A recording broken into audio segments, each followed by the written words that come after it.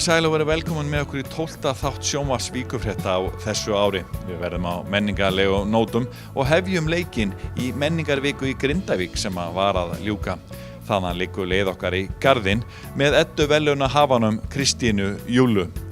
Í síðari hluta þáttarins verðum við á sönglegum nótum með kórum og efnilegri söngkonu úr Keflavík og skoðum líka krúttlega páskaunga, en við hefjum leikinn í Grindavík.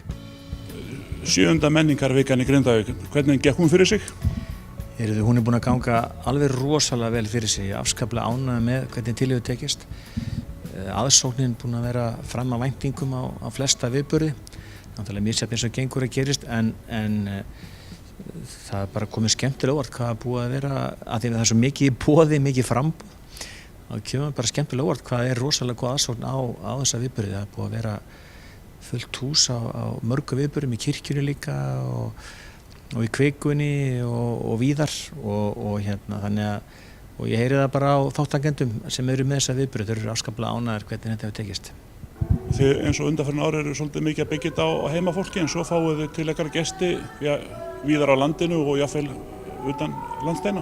Já, við erum svo heppin að fá framúrskarandi listafólk til að mynda frá Píti og Veinabæ okkar og voru svona samkrulli með tónlistafólki hérna í Grindavík og víðar, og það voru afskaplega skemmtilegi tónleikar, og svo náttúrulega Jón Ólafs og Gunnar Þórðars hérna í tónlistaskólanum, og gaman að fá svona framúrskarandi listafólk í fremstu röð.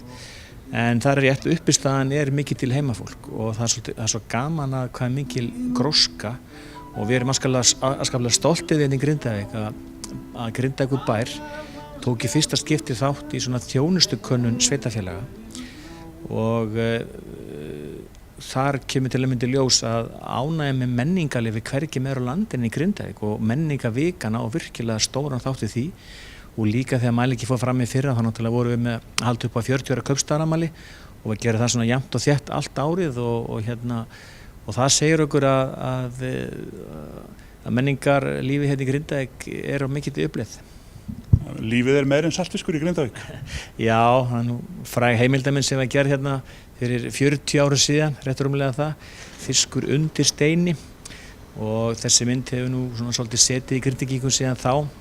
Maður ekki Grindvíkingar sem urðu mjög móðgæðir, en þetta hefur kannski bara verið einhver ámenning sem að Grindvíkingar þurftu að fá á sínum tíma, og þeir hefa og Grindavíkur bær hefur eiginlega bara blómstrað menningarlega séð núna í seinni tíð, og Grindvíkingar er löngu búin að fyrirgefa þessa heimildamynd, og það er einmitt viðburður hérna Sjórænum síkáta sem er búin að vera undanfarin ár, sem að leikskólakrakkar standa fyrir, sem að þeir kalla Fiskur undan steini, og ég held að það rammi bara svolítið inn hvernig samfélagið er orðið í Grindavík.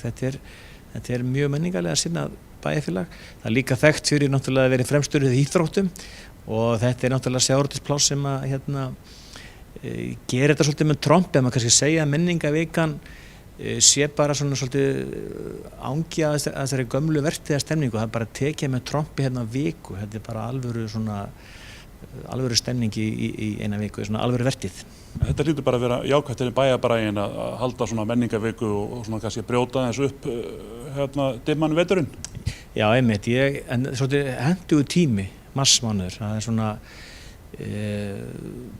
svona einhvern veginn svona undanfari sumarsins, svona smá vor í lofti, og við erum síðan fyrst allra bæjarhátíða á landinu yfirleitt, þá með Sjórænum síkáta, þannig að þetta er svona góður tímapunktur finnst mér, og svona upptaktur fyrir það, og Sjórænum síkáti er náttúrulega búin að skipa svona fasta sess í menningarlífinu líka.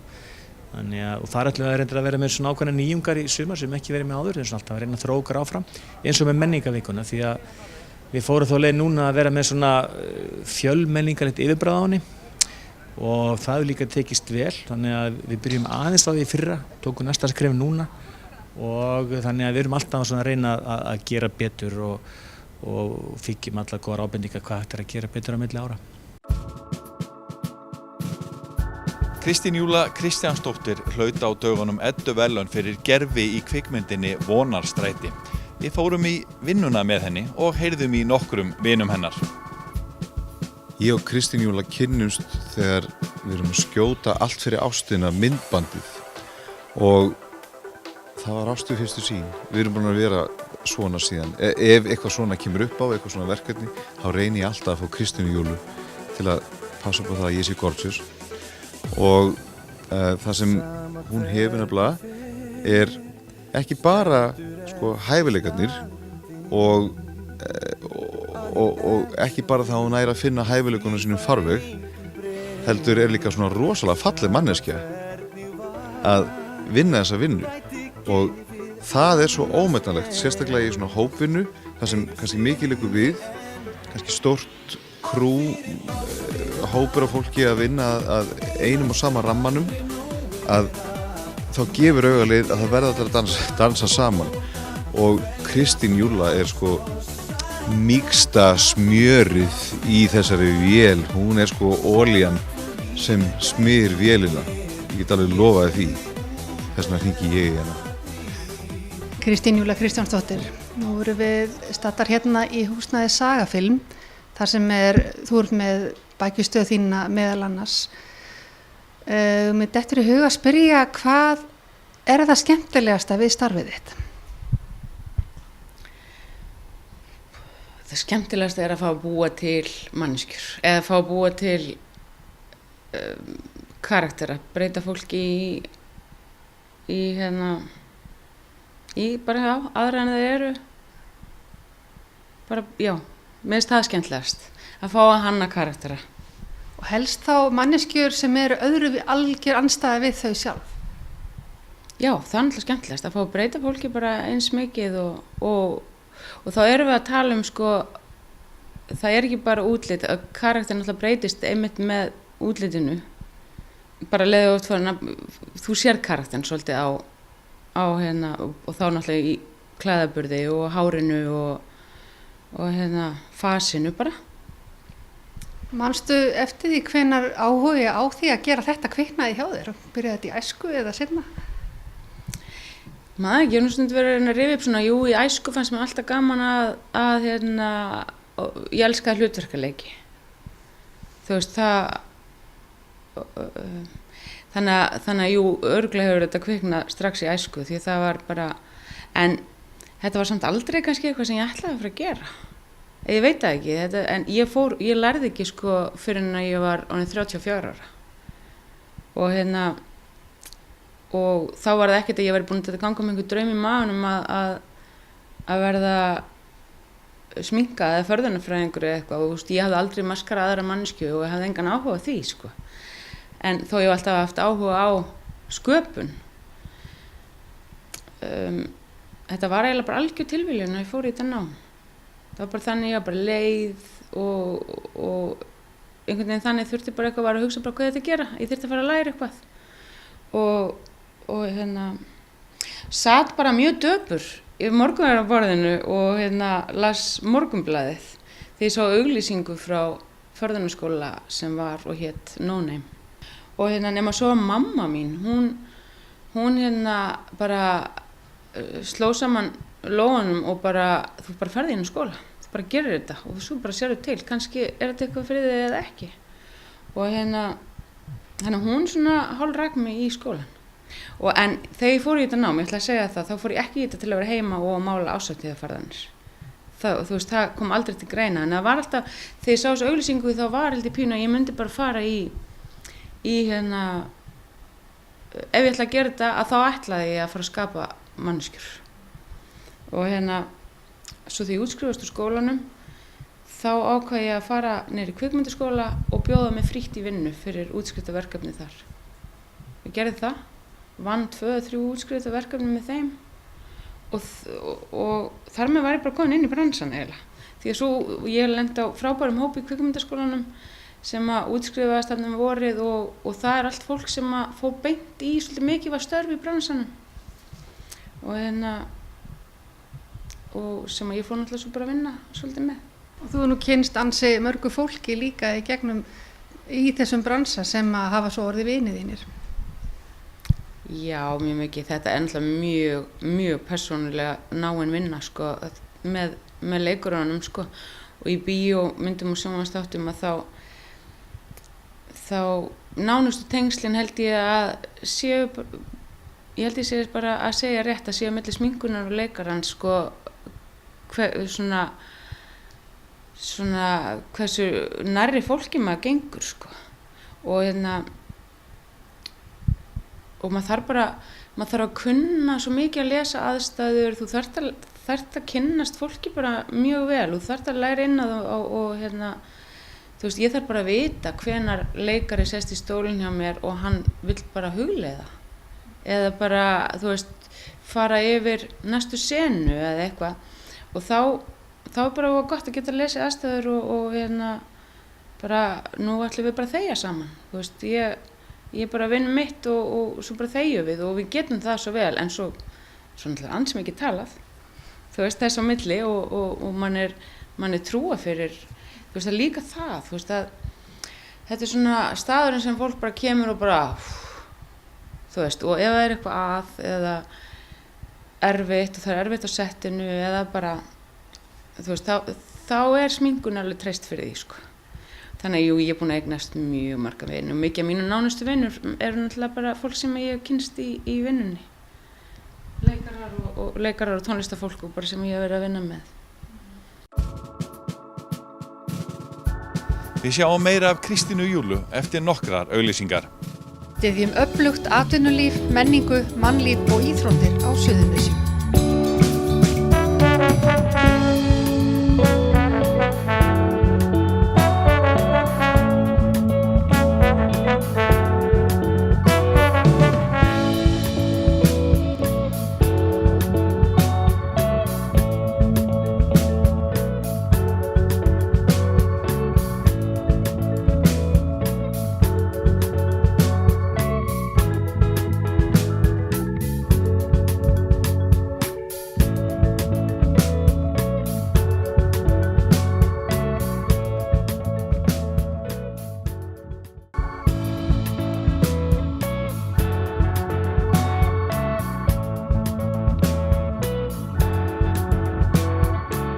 Sæl aftur, einn virtasti leikstjóri landsins lítur á Kristínu Júlu eins og móður sína og er afar ánægður með samstarfið með henni.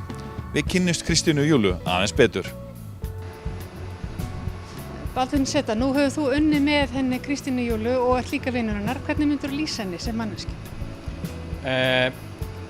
Kristín er svona manneskjan sem límir einhvern veginn allt saman og því að þú veist hún er líka einhvern veginn manneskja sem tekur við leikurunum áður en þeir koma á sett til mín þannig að það fer alveg eftir í hvernig hún trítar leikarana þegar þau koma á setti til mín þannig að hún getur farið í báðar áttir með karakterina þannig að hafa Kristínu í sminkinu og í andlega partinum þarna á þessum tímapunkti er það mikilvægasta af öllu og því að hún er svo elskuleg og hún er svo ég er eiginlega bara að horfa á Kristínu sem mömmu mína sko. Hún er svo yndisleg og það er svo gott að hafa hana nærverðin og svo þægileg og allir leikarar koma alltaf endurnærðir frá henni og það er eiginlega svolítið svona Kristín í hnotskurn og svo getur manni einhvern veginn liðið illa eftir daginn eða eftir vikuna og ef maður er eitthvað niðurbrotinn þá getur maður leitað til Kristínar og því að hún er svo mikil eitthvað mamma mín, ég held að hún horfi alveg líka á mig sem strákinn sinn sko, þannig að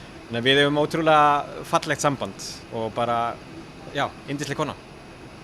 Þeir sem að þekkja ekki starfið þitt gætu séð fyrir sér að þú værir á einhverjum vinnustofu með einhverja hárkollur í kringu þig og svo förðuna sett og svoleiðis. En starfið þitt er miklu, miklu meira en þetta. Já, miklu, miklu meira. Fólk veit til dæmis ekki alla pappírsvinnuna sem er eins og núna til dæmis er ég að undirbúa sjónvarpsseríu og sem byrjar ekki tökum fyrir eftir mánuð en við erum búin að vera að undirbúa lengi og erum enn, eða þú veist, verð næsta mánuð náttúrulega mjög mikið í því og nú erum við náttúrulega bara að skapa persónurnar og það er ótrúlega mikið vinna að skapa þær og og náttúrulega, þú veist, handritalesturinn og brjóta niður handritið og senu fyrir senu, þú veist, við verðum að það verður allt bókhald að vera á hreinu því að þú veist, við getum verið að taka allar útitökur núna þegar við byrjum en innitökur seinna, þannig að þú getur leikari getur verið að labba inn hurð í apríl en komið út úr henni, eða þú veist, já, hann getur verið að labba inn hurð, komið inn í júlí eða eitthvað, þannig að hann verður að vera alveg eins og þannig að hann labba inn hurðina. Þannig að þetta er mjög mikið vinna, það er sko alls ekki bara verið að mála andlit sko. Þetta er margra mánu undirbúningsvinna með fullt af fundum með leikstjóra og búningahönnuði og þú lest handritin líka til þess að móta karakterina og sem dæmi þá þegar voru að búa til Mórað, þá voru þið bara saman í langan tíma og urðu mjög náin eða ekki þegar voru að skapa, þú og Þorsteinn Bachmann. Já, jú. Náttúrulega þegar við erum að skapa hann þá er það ég og Steini og Baldvin Setta leikstjóri og Magga búningahönnuður. Þannig að við fjögur vorum náttúrulega, Móri er okkar sköpun og þannig að við vorum mikið saman öll þá, en það er sko, við Steini náttúrulega sko, vorum saman svo allt tökutímabilið á hverju morgni í rútunni í 2-3 klukkutíma þar sem ég er að setja á hann gerfið og gerfið er meira en bara skeggið, það er líka það til dæmis svona, sko maður getur alveg fengið að heyra hversu langan tíma getur að tekið að setja eitt skegg á, en það snýr sko alls ekki bara það því að ég tók mig saman og sendi öllum yfirmönnum mínum hvert atriði sem ég geri við andlitið á Móra og bara það sem tengist andlitinu er 11 atriði, þannig að það er svo langt frá að vera bara skegg og eins og Steini sagði bara að eins og sérst að mála listaverk. Þannig ef þú myndir lýsa svona venjulegum degi hjá sem er náttúrulega aldrei einn dagur eða allir dagar eins, þá hvernig myndir þú lýsa degi hjá þér? Svona þegar ég er í undirbúningi þá ég er náttúrulega heim í garðinum og keyri alltaf til Reykjavíkur og í undirbúningi þú veist, er það nú svo gott að þá get ég bara vakna með unglingunum mínum og keyrt honum í skólan og svona, svo kem ég við kaffetári eða Joe & Juice og kaupi mér morgumat sem ég borða á Reykjanesbrautinu og drekk kaffi mitt og þannig að ég get byrjað morgunin svona rólega sko. Og svo fer maður á vinnustofuna og kannski byrja á morgunfundi með búningahönnuðinum og við förum svona yfir einhvern karakterinn kannski og þá fer maður kannski bara svolítið að vinna í því, þú veist að taka eitt karakter fyrir einu, þú veist bara einn daginn er það þessi og þá er ég bara, já, svolítið á vinnustofinu bara svona í svona pælingum, sko, og náttúrulega bara huga að öllu sem þarf og eins og svona, fara í heildsölur, fara í gleraugnabúð, fara á fundi, sko, við sitjum oft marga og langa fundi, þú veist, eins og handritafundi þar sem er kannski 9 tíma dagur, 8-9 tíma dagur, bara setja á fundi að yfirmenn allar deilda. Hvað er svo döfinni hjá þau núna? Að hverju ertu að vinna núna? Núna er ég að undirbúa sjónvarpsþættina Réttur 3. Réttur 3. Það er semst búið að vera 1 og 2 á Stöð 2 og sem sagafilm er að framleiða og Baldvin Setta er að leikstýra og þetta er alveg bara langt tökutímabil, við erum að fara í tökur í tæpa 3 mánuði. Og síðan er ég líka undirbúa svona í leiðinni, þá er ég að hanna líka fyrir stuttmynd sem heitir Regnbogapartí og þannig ég er að hanna hana núna en hef ekki tíma til að vinna hana á setti sem sagt, þannig að það er önnur sminka sem verður fyrir mig á settinu en ég hanna hana og þá sem sagt klippi leikarana og hanna útlitið og er til dæmis að fá eitt strák í klippingu þannig að það er alveg nóg að gera sko.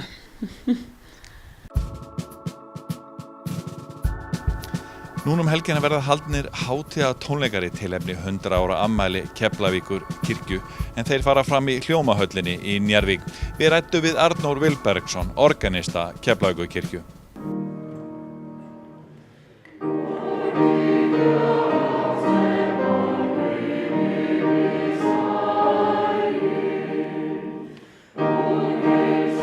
Keflavíkurkirkja efni til hátíðartónleika í Hljómahöll sunnudaginn 29. mars klukkan 16 í tilefni af 100 ára afmæli kirkjunar, en þar verða flutt verk eftir höfunda frá Keflavík af hátíðarkór sem settur hefur verið saman af þessu tilefni. Allir eru velkomnir á tónleikana en safnað verður frjálsum framlögum í orgelsjóð kirkjunar. Arnór B. Vilbergsson, organisti Keflavíkurkirkju, stjórnandi hátíðarkórsins. Sjónvarp Víkurfrétta ræddi við hann tónleikana. Og þá ætla að sameinast karlakór, kvennakór og kirkjukór og við ætlum að búa til hljómsveit utan það allt saman, strengjasveit sem að spilar undir með dyggri aðstoð frá tónlistarskólanum og við ætlum að flytja kantutu, Keflavíkur kantata eftir Eirík Árna Sigtryggsson sem kenndi nú lengi í tónlistarskólanum, sem og að flytja sálm sem Sigurður Sævarsson, okkar Keflvíkingur, skrifaði fyrir kirkjunni í tilefni 95 ára afmælisins og sem sagt sóknarpresturinn okkar Skúli á textan við það. Þannig að þetta svona þetta tvennt stóra sem við ætlum að gera á þeim tónleikum sem náttúrulega kórarnir flytja svo einhver verk líka sjálfur alveg sko. Þannig að þetta í burðarliðnum núna. Eitthvað fleira á afmælisárinu í tónlistinni sem er á Já, teikniborðinu? Meiningin svo að vera með á ljósanótt í tilefni afmælisins, þá ætlum við að vera með tvenna tónleika, þá eins og segir þetta náttúrulega með fyrirvara að verða að vinna í því bara. Jóhann Már og Bylgja Dís, ég að vinna í því að fá þau til þess að halda hérna tónleika, 50deginum eða 1. veit ekki alveg hvenær, þannig að þá myndu þau syngja í sikkur lagi, einhverjar aríur, svo saman, einhverja dúetta. Og svo er pælingin að hafa annað tvíeyki, að fá hana Sigurlaugu Eðvalds, fiðluleikara, og Sigrúnu Eðvalds saman. Það er systur til þess að vera með tónleika saman, sko. Og það eru báðar fiðluleikarar, báðar mjög þekktar náttúrulega. Og þetta getur verið svolítið skemmtilegu kóktel. Og það er pælingin að gera þetta bara ljósanótt og jafnvel frítt inn, skiljum við, svo bara hæfi ljósanótt. Og þetta er allt í tilefni afmælisins.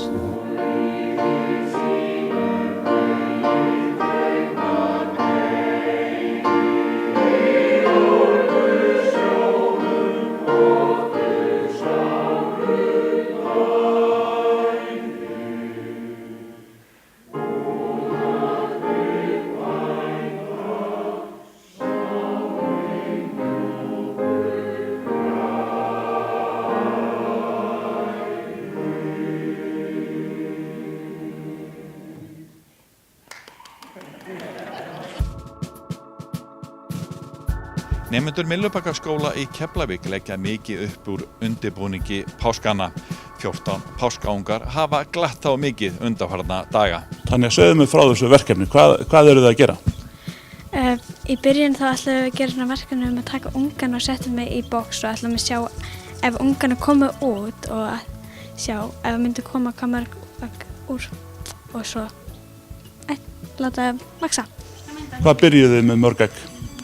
Við byrjaðum með 20 egg í boxinu og svo kom bara 14. Hvað tekur langan tíma frá því þið fáið eggið og þar til að ungarnir skeiðið út? Svona 21 daga. Þá bara var maður að snúa 2 svarta dag og sjá heitin rétt og allt það og svo bara, já. En það var ekkert alveg sama hvernig eggin voru. Þurftu ekki að vera eitthvað sérstök þessi egg sem að ungarnir kom úr? Við tókum lítil, miðstór og stór. Það kom engin úr stóregginu, það var bara allt stór. Ekki mikið úr, það kom eitthvað smá úr litleggin en mest úr miðstóregginu því það var svona rétti. En þeir eru með bæði gula og brúna unga. Voru þeir allir í eins eggjum? Já, það voru allir í brúna eggin, það var bara eins og hálflitur af fólki. Svo, já. En hvaða verkefni eru þið svo að vinna með ungana? Þið eru eitthvað að fræðast um lífið þeirra? Já, við segjum krökkunum frá og þau koma allir í bekkinu, eru búin að koma í dag, eða koma senast á dagana og þau koma svona heimsókn að halda ungana, við segjum frá því og eitthvað. Svo bara, og þá er alltaf 2 og 2 saman og halda einn unga í sætt. En þeir eru orðnir viku gamlir í dag og maður sér að þeir eru fljótir að stækka. Já, þeir eru mjög fljótir. Þeir voru bara pingu litlir, núna bara stórir, eða ekki stórir. Hvað ætlið þið svo að gera við þá? Við sendum þessu aftur á sveitina sem þau komuð á eftir næstu viku. Leiðu við þökkum fyrir áhorfið minnum við aðra vinsæla miðla Víkurfrétta, vikulegt fréttablað. Fréttavefinn vaffe.is og fyrir kylfingana kylfingur.is. Jafnframt minnum ykkur á að hægt að nálgast eldri þætti sjónvarps Víkurfrétta á YouTube rásinni undir sjónvarp Víkurfrétta. Við endum þáttinn með skemmtilegu lagi frá henni Jóhönnu Ruth en hún sigraði á dögunum í söngvakeppni Samfés. Við þakkum fyrir okkur og sjáumst, innan tíðar. Verið sæl. A singer in a small cab room, a smell of wine and cheap perfume. For a smile they can share the night. It goes on and on and on and on. Strangers waiting up and down the boulevard. Their shadows searching in the night. Street lights, people living just to find emotion, hiding somewhere in the night.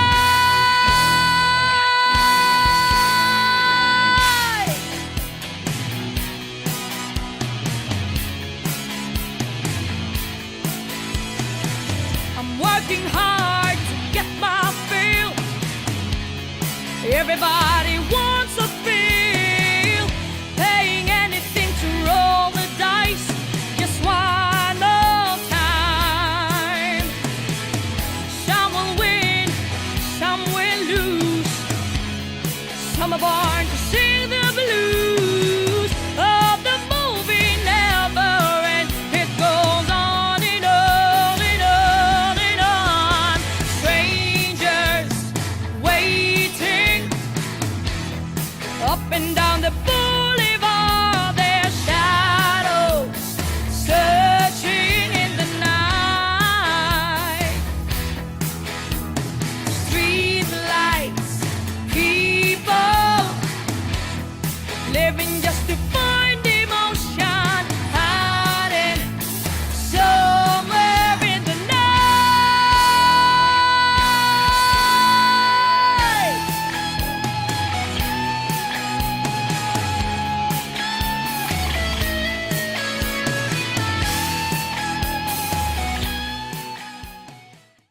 Vertu velkominn á Rock Safn Íslands. Þar getur þú prófað að hljóðblanda, spreytt þig á hljóðfærum, skellt þér í bíó, skoða muni úr rocksögunni og margt fleira. Við tökum vel á móti hópum af öllum stærðum og gerðum.